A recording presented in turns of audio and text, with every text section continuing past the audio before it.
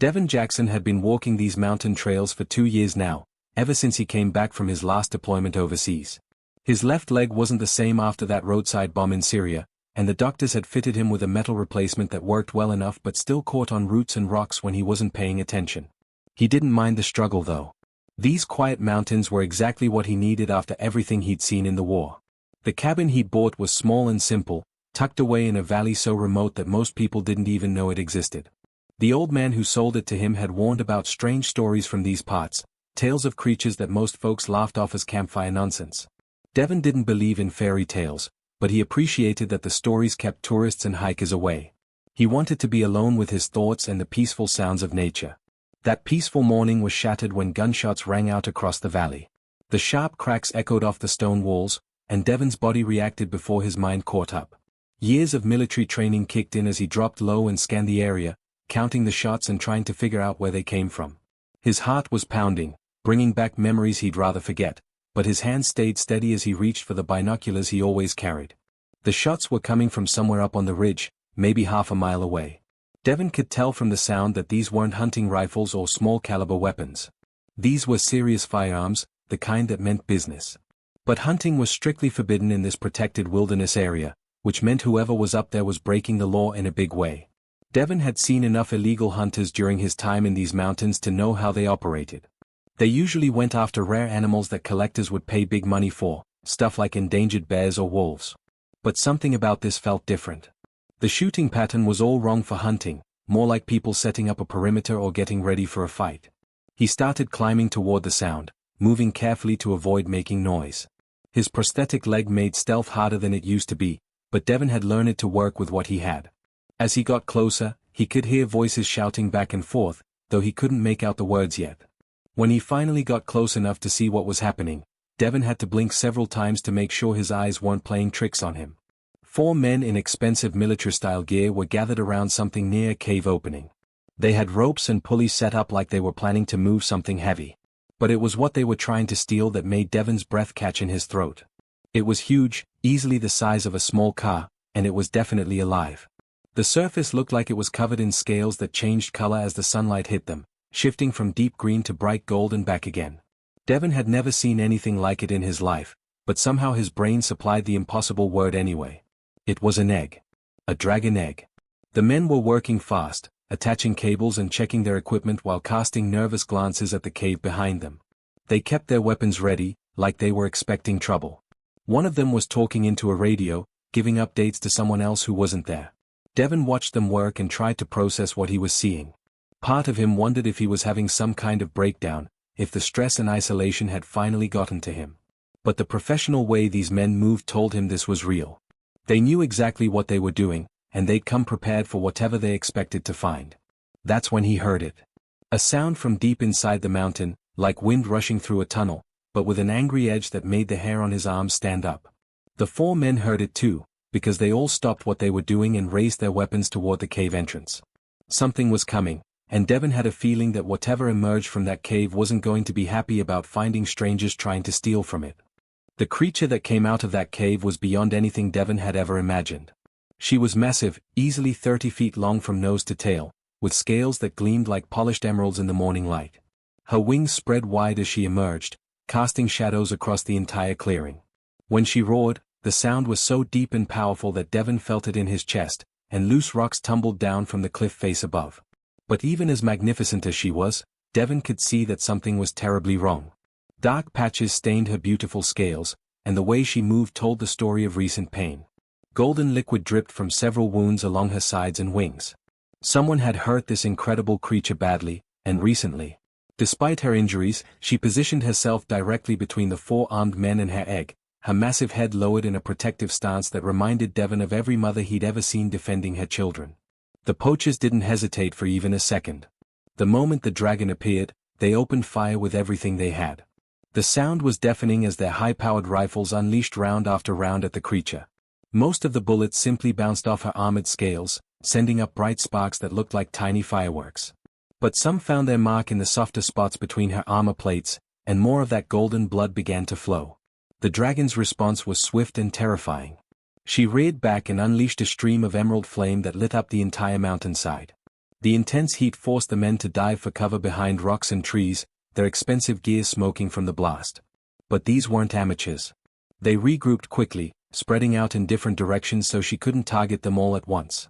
Devon watched this unfold from his hiding spot and felt something burning in his chest that had nothing to do with dragon fire.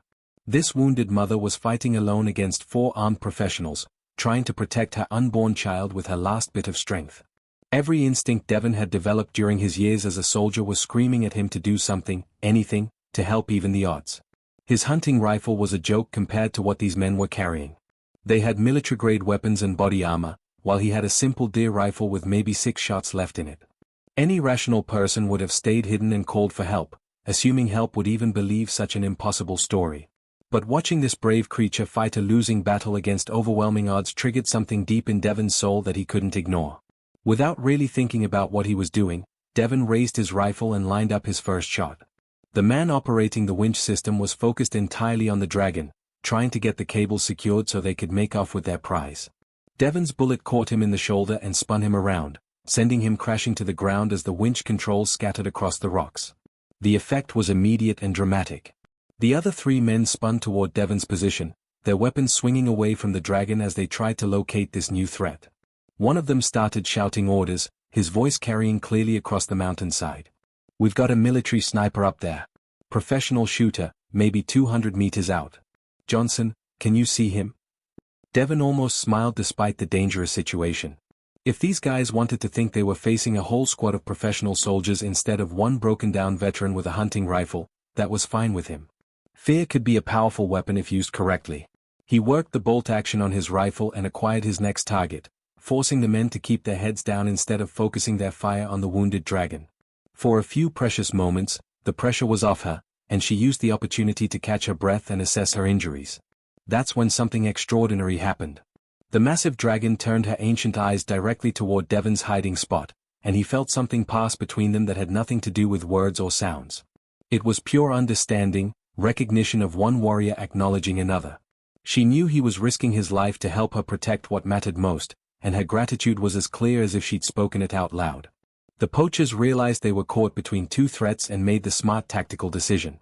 Their leader barked into his radio, calling for immediate extraction and backup while the others provided covering fire. Within minutes, they were retreating down the mountain, but Devon could hear the radio chatter about reinforcements and better equipment. They would be back, and next time they'd be ready for him. Devon waited a full 10 minutes after the gunshot stopped before he dared to move from his position. The silence that followed the battle felt heavy and unnatural, broken only by the sound of wind through the trees and something else he couldn't quite identify. When he was sure the poachers had really retreated, he slowly made his way down toward the cave entrance, his rifle still ready but pointed toward the ground. The dragon was lying on her side now, and Devon could see just how badly she'd been hurt. The golden blood that flowed from her wounds had formed a growing pool on the rocky ground beneath her massive body. Her breathing was labored and shallow, each breath seeming to take enormous effort. Those ancient eyes that had looked at him with such intelligence and gratitude were now clouded with pain and exhaustion. Devon had seen enough wounded soldiers to recognize when someone was dying, and this magnificent creature didn't have much time left. Maybe a few hours if she was lucky, but probably less. The thought filled him with a sadness that surprised him with its intensity. He'd only known of her existence for less than an hour, but already he felt a connection to this brave mother who'd fought so hard to protect her child. He set his rifle down on a flat rock and held up both hands, moving slowly so she could see he meant no harm. "I'm going to help you," he said in the softest voice he could manage.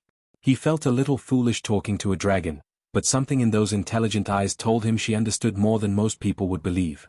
The dragon watched him approach without fear, which seemed remarkable considering she'd just been shot at by humans. When Devon was close enough to touch her, she shifted her massive body with obvious pain, revealing the full extent of her injuries. The wounds were worse than he'd thought, deep cuts that would have killed a smaller creature immediately. But it wasn't just her physical condition that caught Devon's attention. The dragon began making soft, musical sounds that seemed almost like a song. As she sang, she kept looking back and forth between Devon and her egg, and the meaning was impossible to miss. She was asking him to protect it. This dying mother was entrusting her most precious possession to a complete stranger because she had no other choice. "I don't know if I can do it," Devon said honestly, his voice thick with emotion. "I'm just one guy with a hunting rifle and a bad leg. Those men will come back with more people and better weapons. I don't know how to fight off a whole army. The dragon's response was something Devon would remember for the rest of his life. She reached out with one massive claw, moving with infinite gentleness, and touched the side of his face. Her scales were surprisingly warm and smooth, not rough like he'd expected. The moment her claw made contact with his skin, something extraordinary happened. Images flooded Devon's mind, but they weren't his memories. He saw another dragon, magnificent and bronze-colored, fighting desperately against a group of armed humans in a different part of the mountains. He watched in horror as the bronze dragon fell, overwhelmed by numbers and superior firepower. He felt the mother dragon's grief and rage as she discovered her mate's body, and her growing desperation as she realized she was now alone.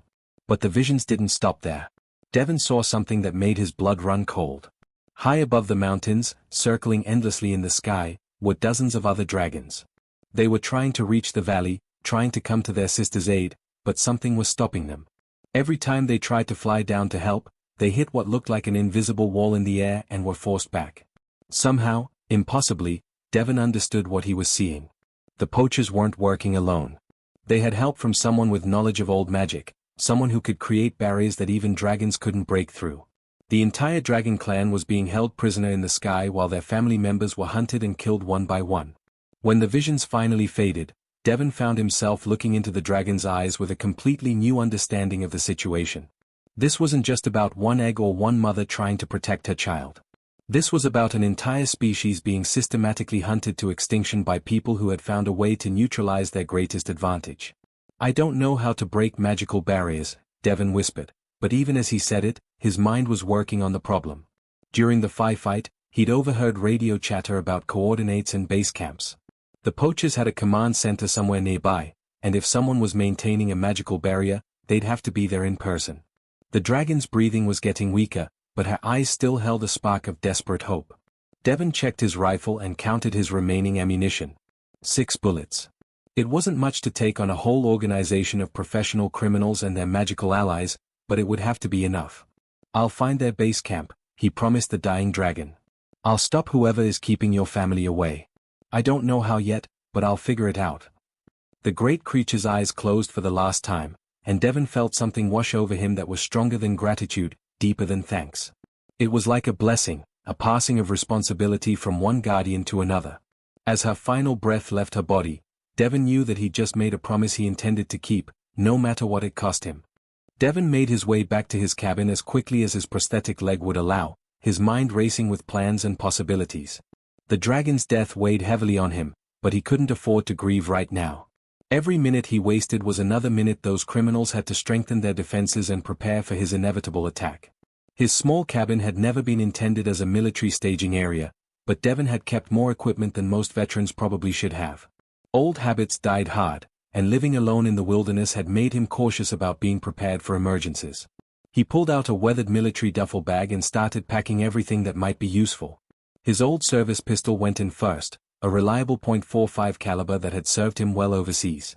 He had 3 boxes of ammunition for it, plus what was left for his hunting rifle. Not much for a one-man war, but it would have to do. A few energy bars and a water bottle followed, along with his first aid kit and a small set of binoculars. The most important item was his old military radio, a compact unit he'd kept from his army days. It was probably against regulations to have it, but Devon had never bothered turning it in when he was discharged. The thing could pick up military and emergency frequencies, and more importantly, it could intercept civilian radio traffic if he knew what to look for. As he packed, Devon kept glancing back toward the cave where the dragon egg waited. The massive shell was pulsing faster now, and the light coming from inside was getting brighter by the hour. Whatever was growing in there was responding to its mother's death, maybe preparing to hatch without her protection. The thought added urgency to everything Devon was doing. Following the poacher's trail turned out to be easier than he'd expected. These men were professionals when it came to combat, but they'd gotten sloppy about covering their tracks. They'd been operating in these mountains for so long without serious opposition that they'd stopped being careful about the basics. Devon found boot prints, broken branches, and even a few pieces of dropped equipment that pointed him in the right direction. The trail led steadily downward through thick forest, following old mining roads that hadn't been used in decades. Devon recognized the area from his maps. There had been silver mines in this region back in the 1800s, but they'd been abandoned when the ore ran out. It was the perfect place to set up a hidden base camp, far from hiking trails and tourist areas. What Devon found when he reached the old mining site shocked him with its scale and sophistication.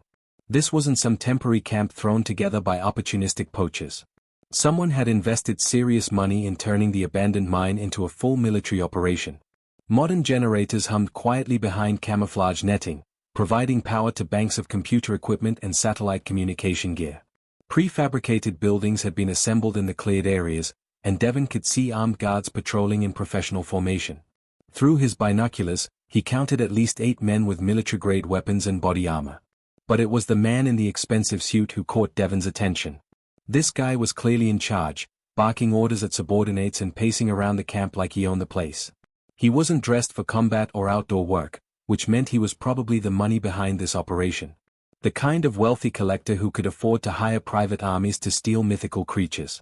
What really made Devon's blood run cold was what he saw behind the main camp. Someone had carved an enormous stone circle into the living rock of the mountainside, easily 50 feet across.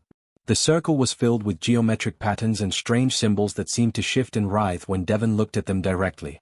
They actually hurt his eyes to focus on, like staring at something too bright or too complex for the human mind to process. At the center of this bizarre formation, a figure in dark robes knelt before an altar covered in more of the same painful symbols. This person hadn't moved from their position in all the time Devon had been watching, their hands raised toward the sky in some kind of ongoing ritual. The air above the circle shimmered like heat waves, and Devon realized this was the source of the barrier keeping the dragon clans trapped above the clouds. As the sun started to set, Devon knew he was running out of time. The poachers who'd attacked the dragon would be returning soon, probably with reinforcements and better equipment. If he was going to act, it had to be now, while they thought he was still back at the cave mourning over the dragon's body.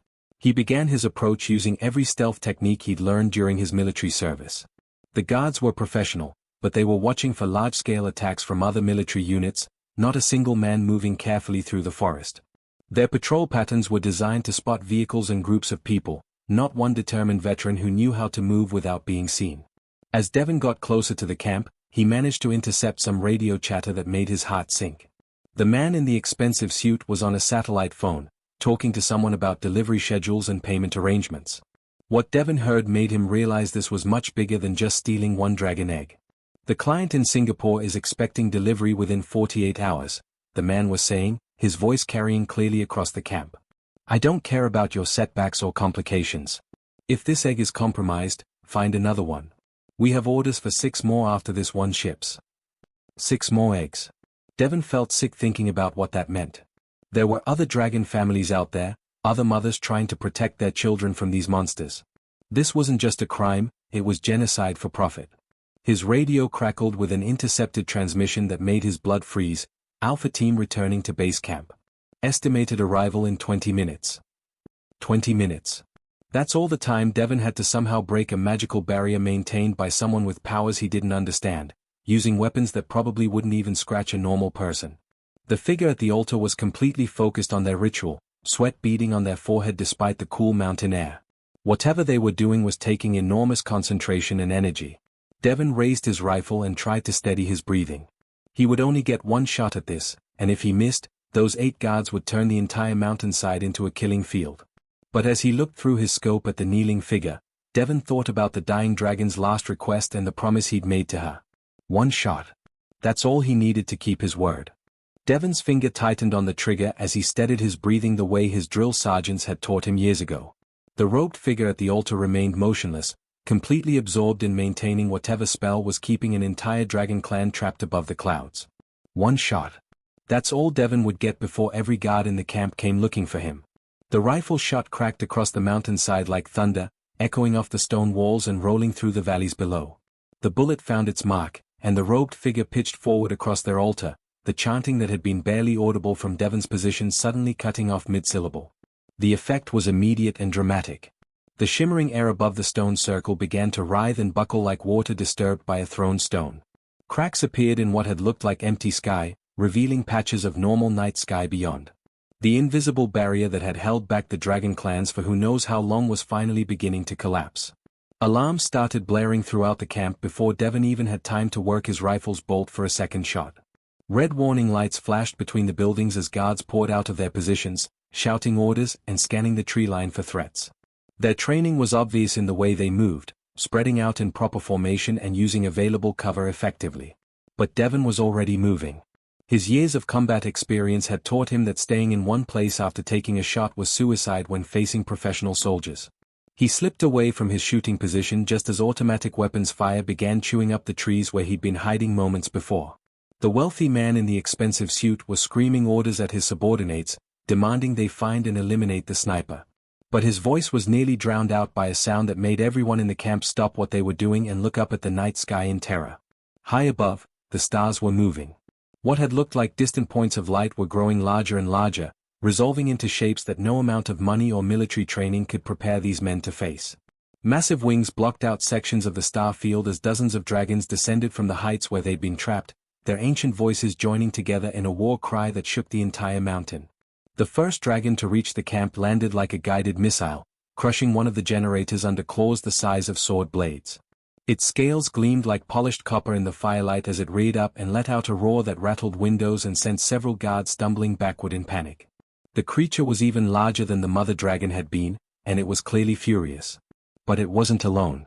More dragons followed, descending from every direction at once in a coordinated attack that spoke of military intelligence and careful planning. There were bronze dragons with scales like burnished metal, silver ones that seemed to glow with their own inner light, deep forest green dragons that moved like shadows, and midnight black ones that were almost invisible against the dark sky. They struck the camp with devastating precision, targeting equipment and vehicles first to prevent any escape. One of the silver dragons landed directly on top of the expedition's helicopter, crushing the aircraft flat with a sound like thunder. When the wealthy expedition leader tried to run toward what was left of his escape route, pulling out an expensive pistol and taking wild shots at the creature, the dragon's response was swift and final. Devon found himself in the unique position of being the only human in the area who wasn't currently being hunted by extremely angry dragons. He kept low and made his way back toward the cave where the egg waited, hoping that somehow the dragons would recognize him as the one who had freed them from their aerial prison. The largest dragon he'd ever seen landed near the ruins of the stone circle, and Devon felt his breath catch in his throat. This creature was ancient beyond measure, its obsidian scales gleaming like black mirrors in the flickering light of the burning camp. When it turned those impossibly old eyes toward Devon, he felt the same electric connection he'd experienced with the dying mother dragon. But this time the images that flooded his mind weren't memories of the past. They were visions of what was to come. He saw the dragon egg hatching safely in its mountain cave, protected by the returned clans. He saw other eggs, stolen from nests around the world, being recovered by creatures who could fly faster than any human aircraft and were immune to most weapons. The entire poaching network would be systematically dismantled by beings who had centuries of patience and very long memories. And finally, impossibly, Devon saw himself. He was older, living peacefully in his mountain cabin, but he wasn't alone. Dragons circled overhead like guardian angels, and young ones played in the valley below. He was under their protection, accepted as family by creatures most humans didn't even believe existed. The ancient dragon dipped its massive head in what could only be described as a respectful bow. Then it spoke, not with words but directly into Devon's mind, its voice like distant thunder rolling across vast spaces. The debt is acknowledged, warrior. You stood with us when we could not stand with ourselves. You protected our young when their own mother could not. Such service is never forgotten by our kind. As dawn broke over the mountains, Devon found himself sitting beside the dragon egg in the quiet cave, watching it pulse with increasing urgency. All around the peaks, dragons took wing to begin hunting down the remaining members of the poaching network. Their centuries of hiding were over, and they intended to make their displeasure known to everyone who had profited from hunting their kind. The egg cracked, just slightly at first, then more noticeably as something inside began pushing against the shell. A single golden claw poked through the surface, followed by what looked like a small snout. Devon smiled and settled back against the cave wall, preparing to meet the newest member of what had suddenly become a very unusual extended family. High above, dragons circled in a protective formation that would remain in place for years to come. The human veteran had kept his promise to a dying mother, and now an entire species was prepared to keep their promise to him. In these mountains where legends came to life, debts of honor were sacred things, and they were always repaid in full.